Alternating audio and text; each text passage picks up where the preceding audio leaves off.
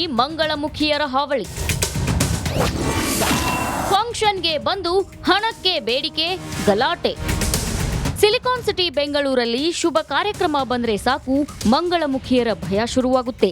ಯಾವ ಹೊತ್ತಲ್ಲಿ ಬಂದು ಕಿರಿಕ ಮಾಡ್ತಾರೋ ಅನ್ನೋ ಆತಂಕ ಮೂಡುತ್ತೆ. ಈ ಹಿಂದೆಯೂ ಹಲವಾರು ಶುಭ ಕಾರ್ಯಗಳಲ್ಲಿ ಮಂಗಳಮುಖಿಯರು ಹೆಚ್ಚಿನ ಹಣಕ್ಕೆ ಡಿಮ್ಯಾಂಡ್ ಮಾಡಿ ಗಲಾಟೆ ಮಾಡಿದ್ದುಂಟು. ಇದೀಗ ಮಂಗಳಮುಖಿಯರು ಮತ್ತೊಂದು ಕಡೆ ಗಲಾಟೆ ಮಾಡಿರೋದು ಬೆಳಕಿಗೆ ಬಂದಿದೆ.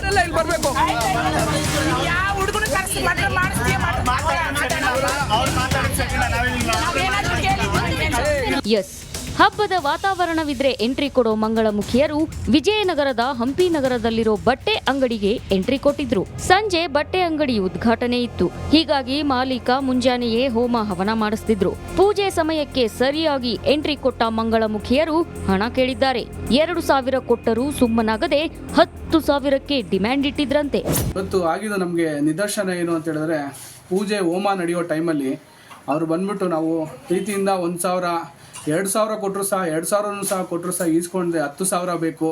10,000 ಕೊಡೋಕ್ಕೆ ನಾವು ನಿರಾಕರಿಸಿದಕ್ಕೆ ನಮ್ಮ ಮೇಲೆ ದೌರ್ಜನ್ಯ ಮಾಡಿ ನಮಗೆ ಹಲ್ಲೆ ಮಾಡೋಕ್ಕೆ ಬಂದು ಅವರು ಅವಾಚ್ಯ ಶಬ್ದಗಳಿಂದೆಲ್ಲ ನಿಂದಿಸಿ ನಮಗೆಲ್ಲ ತುಂಬ ಕಿರುಕುಳ ಕೊಟ್ಬಿಟ್ರು, ಮಾನಸಿಕ ಕಿರುಕುಳ ಕೊಟ್ಬಿಟ್ರು.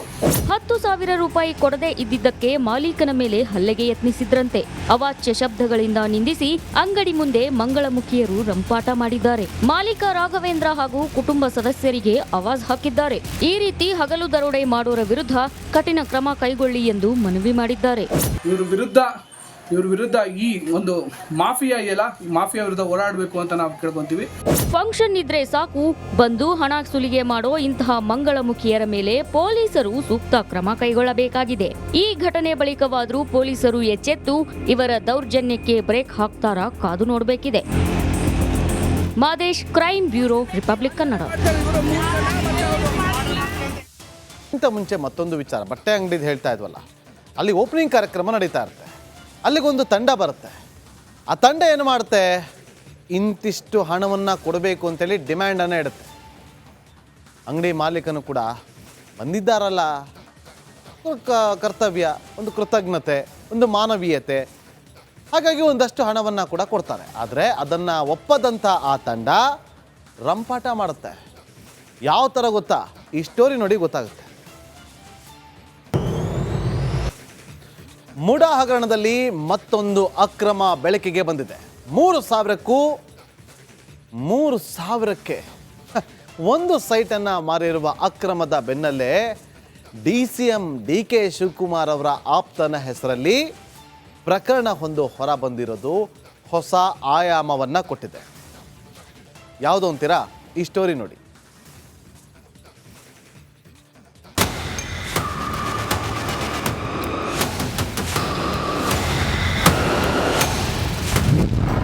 ಮೂಡಾ ಹಗರಣದಲ್ಲಿ ಮತ್ತೊಂದು ತಿರುವು ಪತ್ತೆ.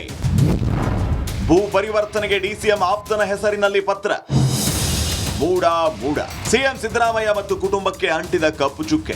ದಿನೇ ದಿನೇ ಆ ಚುಕ್ಕೆ ಮಚ್ಚೆ ಆಗುತ್ತೆ. ದಿನ ಬೆಳಗಾದ್ರೆ ಸಾಕು ಪ್ರಕರಣಕ್ಕೆ ಒಂದಿಲ್ಲ ಒಂದು ಟ್ವಿಸ್ಟ್ ಸಿಗುತ್ತಿದೆ. ಇದೀಗ ಮೂಡಾ ಹಗರಣದ ನಡುವೆ ಮತ್ತೊಂದು ಅಕ್ರಮ ಬಯಲಿಗೆ ಬಂದಿದೆಯಾ ಅನ್ನೋ ಅನುಮಾನ ಹುಟ್ಟು ಹಾಕಿದೆ. ಸಿಎಂ ಸಿದ್ದರಾಮಯ್ಯ ಪಾಲಿಗೆ ಕೆಸರಾದ ಕೆಸರೆ ಗ್ರಾಮದ ಭೂಮಿ ಬಳಿಯೇ ಮತ್ತೊಂದು ಭೂ ಪರಿವರ್ತನಾ ಪತ್ರ ವೈರಲ್ ಆಗ್ತಾ ಇದೆ. DCM DK ಶಿವಕುಮಾರ್ ವಿಶೇಷ ಕರ್ತವ್ಯಾಧಿಕಾರಿ ಹೆಸರಿನಲ್ಲಿ ಲೆಟರ್ ಹೆಡ್ ಒಂದು ಓಡಾಡ್ತಾ ಇದೆ.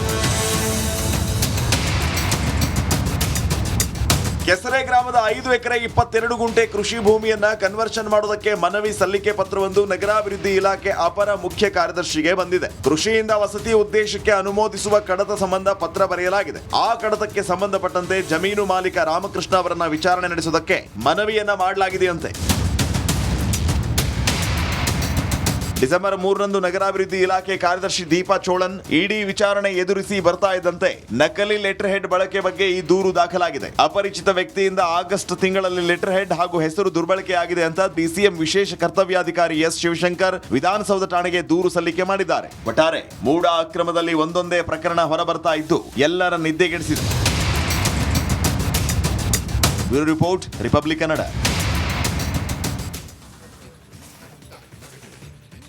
ಅದೊಂದು ಬಟ್ಟೆ ಅಂಗಡಿ ಓಪನಿಂಗ್ ಮಾಡುವಂಥ ಕಾರ್ಯಕ್ರಮ. ಅಲ್ಲಿಗೆ ಬಂದ ತಂಡವೊಂದು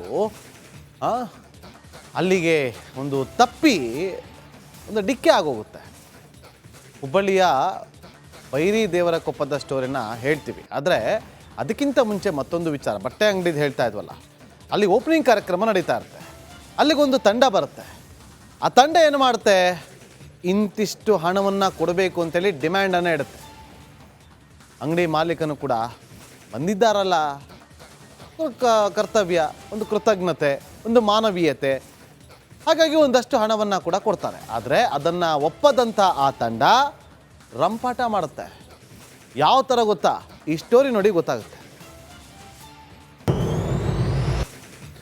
ಮುಡಾ ಹಗರಣದಲ್ಲಿ ಮತ್ತೊಂದು ಅಕ್ರಮ ಬೆಳಕಿಗೆ ಬಂದಿದೆ.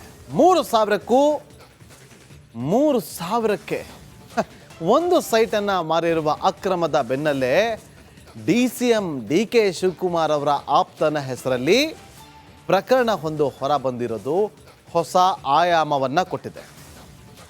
ಯಾವುದು ಅಂತೀರಾ? ಈ ಸ್ಟೋರಿ ನೋಡಿ.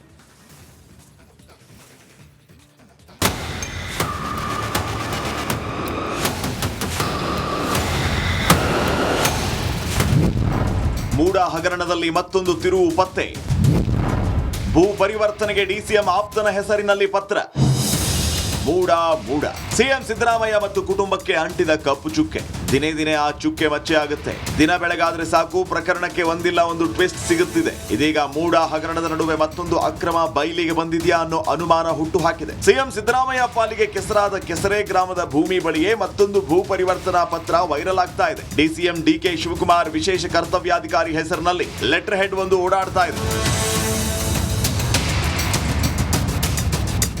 ಕೆಸರೆ ಗ್ರಾಮದ 5 ಎಕರೆ 22 ಗುಂಟೆ ಕೃಷಿ ಭೂಮಿಯನ್ನ ಕನ್ವರ್ಷನ್ ಮಾಡೋದಕ್ಕೆ ಮನವಿ ಸಲ್ಲಿಕೆ ಪತ್ರವೊಂದು ನಗರಾಭಿವೃದ್ಧಿ ಇಲಾಖೆ ಅಪರ ಮುಖ್ಯ ಕಾರ್ಯದರ್ಶಿಗೆ ಬಂದಿದೆ. ಕೃಷಿಯಿಂದ ವಸತಿ ಉದ್ದೇಶಕ್ಕೆ ಅನುಮೋದಿಸುವ ಕಡತ ಸಂಬಂಧ ಪತ್ರ ಬರೆಯಲಾಗಿದೆ. ಆ ಕಡತಕ್ಕೆ ಸಂಬಂಧಪಟ್ಟಂತೆ ಜಮೀನು ಮಾಲೀಕ ರಾಮಕೃಷ್ಣ ಅವರನ್ನ ವಿಚಾರಣೆ ನಡೆಸುವುದಕ್ಕೆ ಮನವಿಯನ್ನ ಮಾಡಲಾಗಿದೆಯಂತೆ.